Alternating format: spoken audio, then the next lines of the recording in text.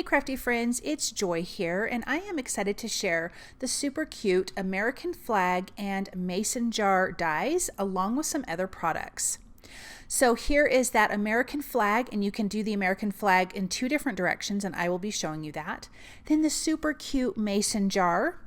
Then I will be using some Guava, Granny Smith, cherry pop, blueberry, confetti cake, sugar cube, and sea salt cardstock along with some vellum. And I'm going to be using the mix and match for him for my sentiment, the masking stencil, the rectangle shape, and then the garden variety, the original and the number 2. Then I have confetti cake, sea salt, Oreo ink, and blending brushes. So I've done my die cutting with sugar cube, cherry pop, and blueberry cardstock, and you can see here that I'm punching out the little stars on the die cut pieces. So this is when you die cut the whole white piece for the flag, that's the original way it lays, but then you die cut it again and you can flip it the other way, and you have a second die for the red stripes that's going to fit when you flip the die cut the other way. So this is the original way, I would say, when you die cut, how your die cut looks. I'm going to adhere the blueberry cardstock to the cherry pop cardstock, and then I'm going to adhere that to the flag base on the pole, and you're going to align it to the right side or the end of the flag if it's facing this direction. And then I just kept the pole white. So I die cut another piece of white sugar cube cardstock with the pole die, and I'm going to put that in place. Then the next one is where you're going to flip that base over the other way, and then you have these two dies here that just automatically go in that direction. So it's really awesome that you can have your American flags facing both directions. I think that's pretty genius.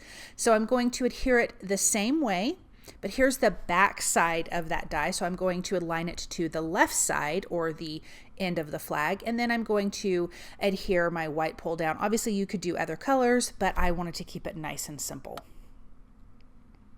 And look at how cute. We've got two little flags. Then I am using the garden variety. This is the original, this is number 2, and then the second die is the original one. I have die cut from Granny Smith, confetti cake, and guava cardstock. So I wanted to keep with the blues and reds, so I went with a lighter blue and then a pink for my floral design. And then we've got that fun green. And then this is from the garden variety, the original one. I have 2 flowers here and some leaves, and I added my centers with the sugar cube cardstock. Then a piece of sea salt cardstock that's A2 size. I'm going to use the rectangle masking stencil. This is the largest stencil out of the 2, and I'm going to ink blend with sea salt. So we're going to start with tone on tone around the edges. I like to start there first, and that's going to give me a darker area. And I don't need to ink blend inside of this, but I do want to give myself kind of a thick edge because we're going to use the second stencil, which is a bit smaller. So the inside rectangle is smaller, but we already have this beautiful background here. Now let's place that second stencil inside, and we are going to use the confetti cake ink, and I will ink blend this whole thing. I do like to start again on the outside going a little bit darker and then just blend across that whole inside. And this is just going to give us a focal point to adhere all of our die cut images. Now the super cute mason jar has a ton of pieces. I just needed the jar, and so I die cut that from vellum, but there is a lid and there's like a fabric top that you can use, but I did not use those.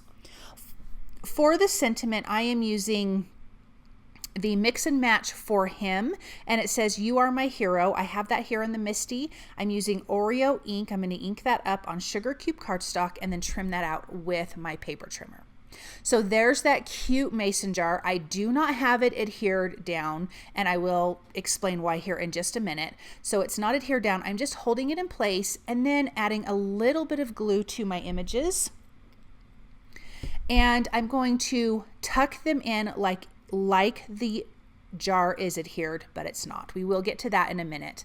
So a little bit of glue. I'm going to pop those super cute flags in there, and then we have some of this other greenery that I die cut, and I want to place that in and around those flags. Some of the greenery will be behind it, some of it will be in front of it. It just gives us a nice looking little floral arrangement. This is, of course, fantastic for 4th of July. For someone's birthday who has a birthday in July, that would be super cute too.